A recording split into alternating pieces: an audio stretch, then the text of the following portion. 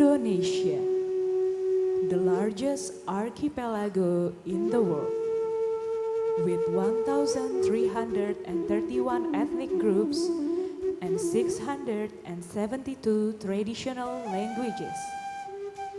Indonesia, a country of diversity.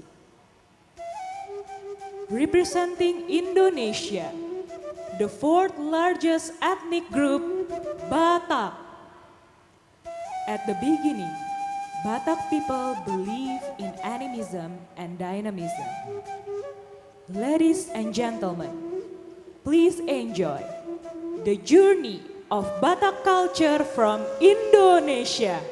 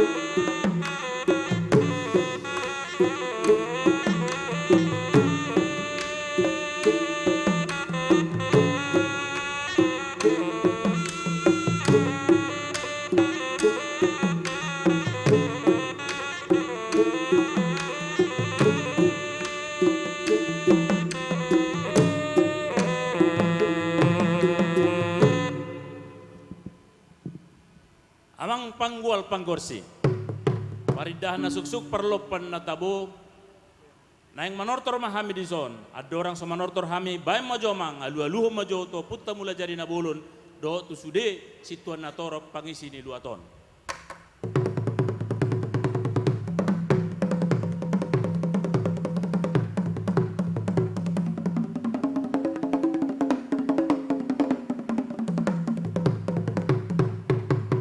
Lihat mamang panggual panggorsi, noaing nang manortor mahami marmula do na uli marmula do na denggan, bayam majo godang mula-mula ilos padomu matu godang sopa-sopa.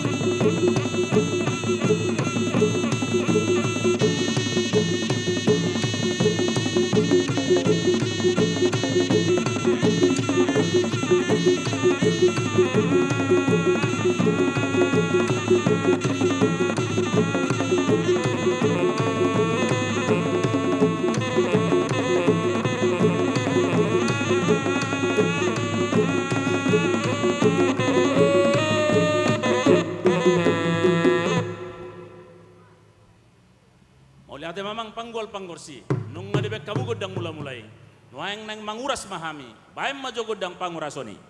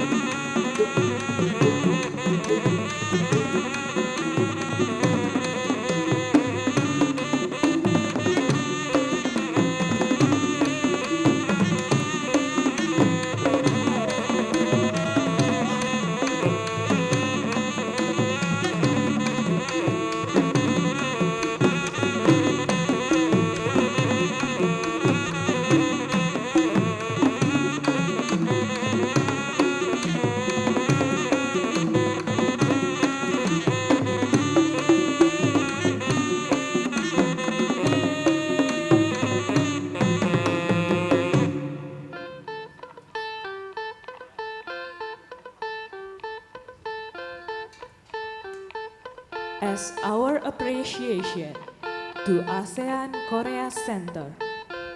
We would like to invite His Excellency Secretary General of Asian Korea Center, Mr. Lee Hyok, to the stage to receive ulos, a symbol of warm greetings from Batak, Indonesia.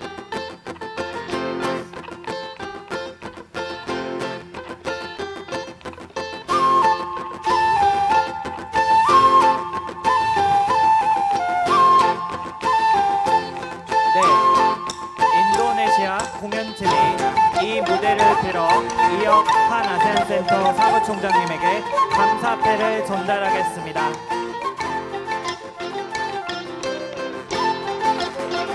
여러분의 큰 박수 부탁드립니다.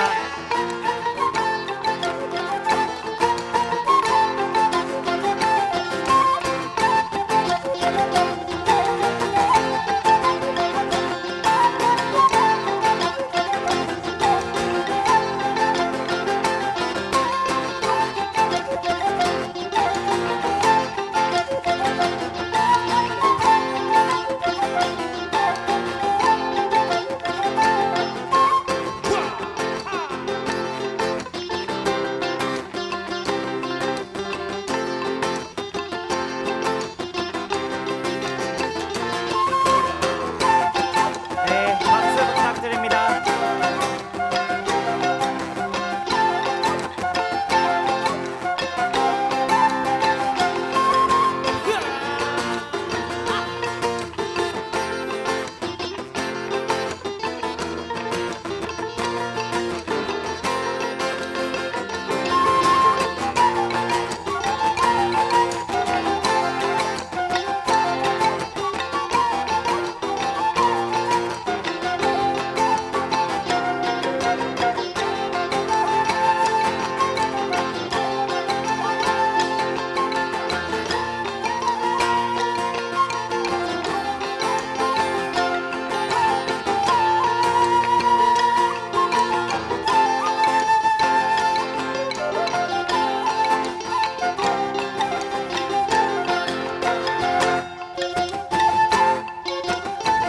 We would like to say thank you for Mr. Lee Hyok for receiving our gratitude.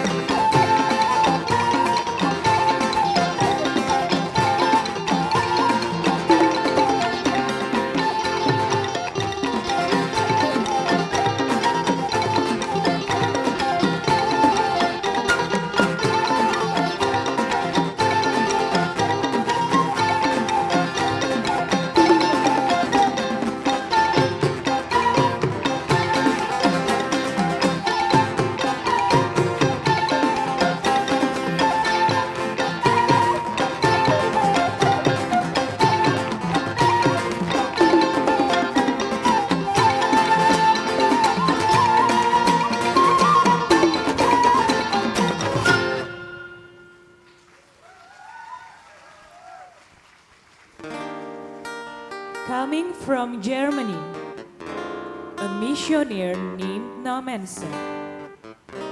Nommensen taught Christianity and turned most of Batak people into Christian, leaving their belief behind. Batak culture started adapting into Christianity and Western culture. Here is the new era of Batak culture.